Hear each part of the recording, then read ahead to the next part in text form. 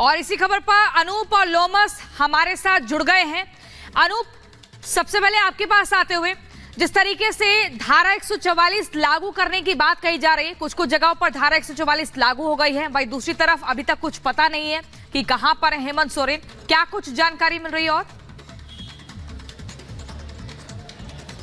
देखिए, मैं आपको बता दूं प्रियंका कि धारा 144 इसलिए लागू की गई है क्योंकि राज्यपाल ने मुख्य सचिव को, डीजीपी को तलब किया था। जिस तरह से मुख्यमंत्री दिल्ली से गायब है, नॉट रीचेबल है, उनका पता अब तक नहीं चल पाया है। उसके बाद ऐसा कहा जा रहा था कि रांची में या फिर झारखंड में हो सकता है कि जेएमएम के कार्यकर्ता विरोध प्रदर्शन करे, हो सकता है वहां उपद्रव भी, हिंसा भी हो। इसे देखते हुए राज्यपाल ने तलब किया था डीजीपी को और गृह सचिव को, कहा था कि सुरक्षा व्यवस्था को मुस्तैद रखने के लिए आप व्यवस्थाओं को दुरुस्त करें। इसी वजह से सीएम आवास के आसपास, ईडी दफ्तर के आसपास धारा 144 लागू की गई है। लोगों को बताया जा रहा है कि आप भीड़ के साथ इकट्ठा ना हो। और दूसरी बात, जिस बात का आप जिक्र करते हैं सीएम आखिर है कहां, तो देखिए निशिकांत दुबे लगातार ट्वीट कर रहे हैं कि आज सीएम देखिए आपको रांची में मिलेंगे। और तो यहां यह भी संभावनाएं जताई जा रही कि सीएम सिक्योरिटी ब्रिज करके दिल्ली से हो सकता है किसी रास्ते से झारखंड के लिए निकल गए हैं। और एक और बड़ी अपडेट आपको दे देता हूं कि तमाम जो विधायक है जेएमएम के, उनको झारखंड बुलाया गया है। जहां भी वो है सीएम आवास पहुंच जाए सामान के साथ। यह भी कहा जा रहा है हो सकता है कोई बड़ा ऐलान भी हो जाए, थोड़ा इंतजार करना होगा। हो सकता है कि सीएम को लेकर कोई ना कोई बड़ी खबर जरूर आ जाएगी प्रियंका। बिल्कुल, यानी समझा जा सकता है कि अनूप, ये जो पूरी कवायद है वो इस तरफ इशारा कर रही है कि राज्य में व्यवस्थाएं न बिगड़े। लेकिन इसी बीच एक और बड़ी खबर का रुख कर लेते हैं। राज्यपाल को रिपोर्ट भेजनी चाहिए, ये निशिकांत दुबे कह रहे हैं। पत्नी को सीएम बनाने की फिराक में हैं, पिता की तरह भगोड़े हैं सोरेन, ये निशिकांत दुबे ने कहा है। तो आपको बता दें कि अब निशिकांत दुबे लगातार हमला करते हुए नजर आ रहे हैं और निशाने पर हेमंत सोरेन दिखाई दे रहे हैं। क्या कुछ निशिकांत दुबे ने कहा, आपको सुनवा देते हैं। मुख्यमंत्री लापता है, ये तो पूरी आप भी देख रहे हैं, पूरी मीडिया भी देख रही है, पूरा दिल्ली पुलिस भी, क्योंकि सुरक्षा एक बड़ा सवाल है। पूरी की पूरी सरकार जो है परेशान है, उनको सुरक्षा देने के लिए कहीं भी ट्रेसेबल नहीं है। और मुझे लगता है कि उनके पिताजी केंद्रीय मंत्री रहते हुए, आपको ध्यान हो कि 21-22 दिन जो है अनट्रेसेबल रहे थे, उसी के नक्शे कदम पर उनके पुत्र हेमंत सोरेन जी चल रहे हैं। और झारखंड का वोटर होने के नाते, झारखंड का सांसद होने के नाते, झारखंड का नागरिक होने के नाते, ये मेरे लिए जो है वो बड़ी शर्मनाक घटना है कि हमारा मुख्यमंत्री जो है गायब हो जाए। लापता मुख्यमंत्री हम किसी राज्य का हो, इससे ज़्यादा दुर्भाग्यपूर्ण घटना नहीं हो सकती। और ये कांग्रेस के लिए, आरजेडी के लिए और जो सहयोगी पार्टी जो इंडी अलायंस है, उसके लिए भी एक सोचनीय बात है कि जो एक ईडी के पूछताछ के डर से 48 घंटे से गायब हो जाए, उसके आधार पर वो कैसे अपना इंडी अलायंस चला सकते हैं। या उनके लिए जो संविधान में जिसकी आस्था नहीं है, जिसका चोरी चकारी, गिट्टी बालू मिट्टी और ट्रांसफर पोस्टिंग के अलावा किसी और पर जो है विश्वास नहीं है, उस आदमी को कैसे नेता बना सकते हैं। पत्र भी लिखा है, आरोप भी लगाए, केंद्रीय जांच एजेंसी का दुरुपयोग कर रहे, बजट सत्राहना है, सब कुछ बातें करे। वो उनको सामने आके ये बातें करनी चाहिए। पत्र से, मुख्यमंत्री पत्र से चलते हैं।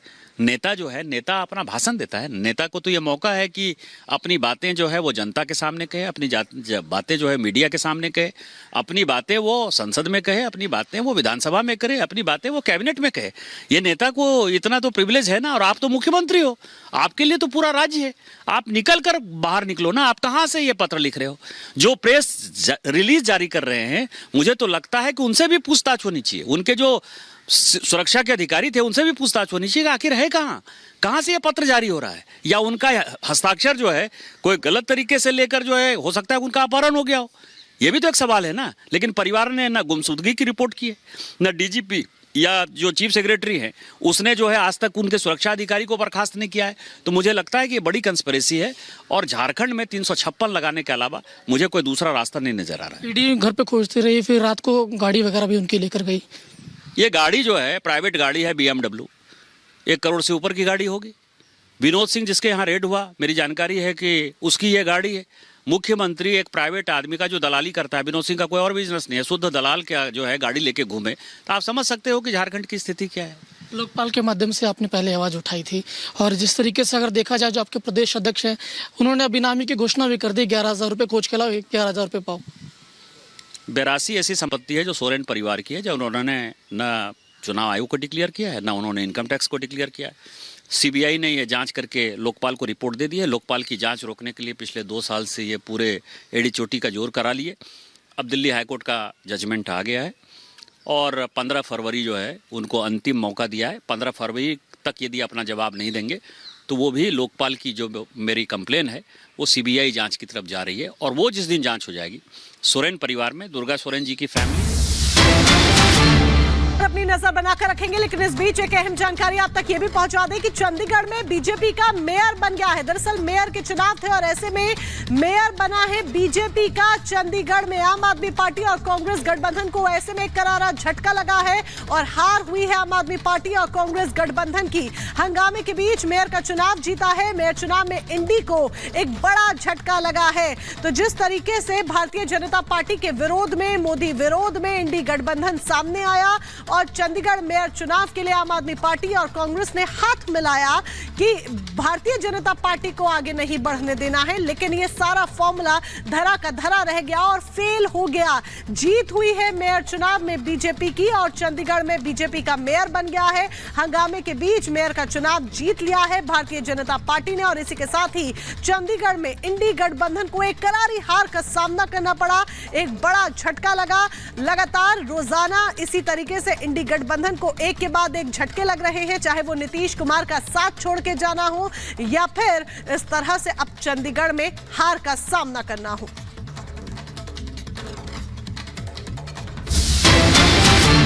और इसी बीच अगली बड़ी खबर आपको बता दें, सीएम सोरेन पर बाबूलाल मरांडी का बड़ा हमला। सोरेन के लापता होने का पोस्टर जारी हो गया है। तलाश है झारखंड के गुमशुदा मुख्यमंत्री की। जानकारी देने वाले को 11,000 रुपए का इनाम मिलेगा। तो ये बड़ी खबर आपको बता रहे हैं, बाबूलाल मरांडी का ये बड़ा हमला सीएम सोरेन पर। क्या कुछ कहा आपको सुनवाते हैं। कहीं भी कोई अगर मुख्यमंत्री जाते हैं या तो छुट्टी लेकर के कहीं हॉलीडे मनाने जाते हैं, कुछ दिन पहले गया भी था बाहर, तो सबको पता रहता है कि हम मालदीव गए हुए हैं या घूमने गए हुए हैं। व्यक्तिगत कामों से भी जाता है, लेकिन छुप के थोड़े जाएगा कोई मुख्यमंत्री भाई। अब मुख्यमंत्री छुप के जा रहा है, छुप के भाग रहा है, छुपे फिर रहा है। ये तो आश्चर्य है। कोई भी व्यक्ति मुख्यमंत्री को खोज करके लाएगा तो हमारे ओर से उनको इनाम दी जाएगी। तो देखिए, लगातार गिरफ्तारी की तलवार भी लटक रही है, लेकिन हेमंत सोरेन आखिर गए तो गए कहां, ये बड़ा सवाल बना हुआ है। लेकिन ऐसे में लगातार प्रतिक्रियाएं भी सामने आ रही हैं। आपको ग्राफिक्स के जरिए हम समझाएंगे कि बाबूलाल मरांडी ने जो पोस्टर जारी किया है उस पर क्या है। देखिए क्या लिखा हुआ है यहाँ पर, जो तस्वीर बीच में आप देख रहे हैं हेमंत सोरेन की। उनका कहना है कि गुमशुदा की तलाश ही झारखंड के मुख्यमंत्री है। ऊपर क्या है, जानकारी देने वाले को इनाम कितना मिलेगा, 11,000 रुपए का। पता है सीएम आवास रांची, क्योंकि वहां पर अभी वो खाली पड़ा हुआ है। नाम हेमंत सोरेन। कपड़ा सफेद शर्ट, काला पैंट और पैर में चप्पल है। आखिरी बार 2 बजे रात में पैदल निकलते वक्त उन्होंने देखा था और सुरक्षा कर्मियों द्वारा वो देखे गए। ये तस्वीर देखिए, यहाँ पर क्या कुछ लिखा है। रंग सांवला है, कद 5 फुट 2 इंच। तो ऐसे में लगातार ये पोस्टर में इन बातों का जिक्र किया गया है कि पहचान क्या है और जो गुमशुदा है मुख्यमंत्री, उनके बारे में यहां पर लिखा है कि परसों रात को 2 बजे से, यानी पिछले 40 घंटे से लापता है। और तस्वीरें आपको दिखा रहे हैं, पोस्टर आप देख रहे हैं। यहां पर देखिए, ये